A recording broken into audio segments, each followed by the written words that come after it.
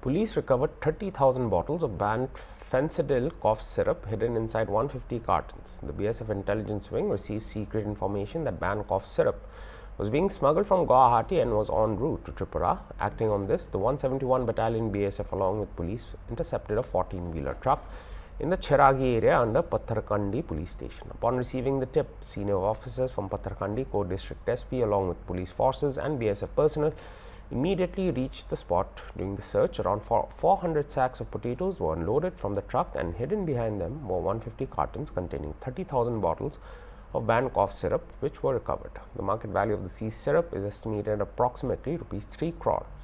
Mohanta Singh, the driver from Hojai district, and Balu Kumar, the co-driver from Bihar, who were involved in the incident, were arrested by the police.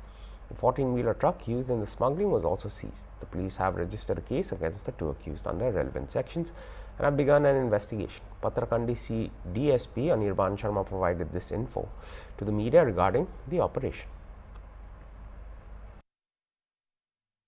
খবৰ পাইছিলোঁ যে মানে বিএছএফৰ টোতে আমি খবৰ পোৱা যে তেনেকুৱা অবৈধ নিচাযুক্ত বস্তু এই পিন্ধি পাথাৰকান্দি ৰাস্তা দি যাব পাৰে, গুৱাহাটীৰ পিনৰ পৰা আহিব পাৰে। এইমতে আমি যিটো তল্লাচী অভিযান চলালোঁ, আমি গাড়ী এখন ইণ্টাৰচেপ্ট কৰিছিলোঁ। গাড়ীটো তাৰমানে ইণ্টাৰচেপ্ট মানে অলৰেডি চেৰাগী ধাবাত ৰৈ আছিল। সেইটো আমি লগালগ ধৰি তল্লাচী চলাওঁতে ট্ৰাক আছিল, ট্ৰাকটো গুৱাহাটীৰ পৰা লোডিং হৈ দুজন ড্ৰাইভাৰ আছে, এজন ড্ৰাইভাৰ এজন কো পাইলট, দুজনকে আমি কৰায়ত্ব কৰিছোঁ। আইনমূলক ব্যৱস্থা লোৱা হ'ব।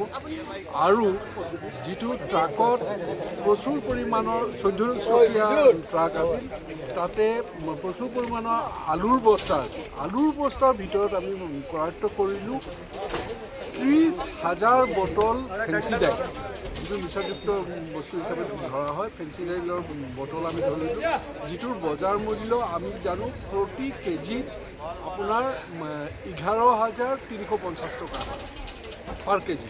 সেইটোৰ হিচাপত ইয়াত আমি যিখিনি আমি 30,000 বটল যিটো ধৰিছোঁ, সেইটো আনুমানিক মূল্য 3,52,00,000 ওপৰত যাব।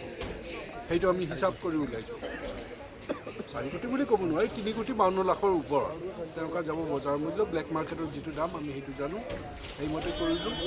আৰু যিটো ড্ৰাগছৰ বিৰুদ্ধে যিটো অসম চৰকাৰৰ যিটো স্পষ্ট ঘোষণা আমাৰ মাননীয় মুখ্যমন্ত্ৰী মহোদয়ৰ, যে কোনো আপোচ কেতিয়াও নহয়, নিৰন্তৰ সংগ্ৰাম চলি থাকিব। আমি যিমান পাৰোঁ ধৰি থাকিম, ইয়াক ৰোধ কৰাৰ চেষ্টা, নিৰ্মূল কৰাৰ চেষ্টা চলাই আছোঁ।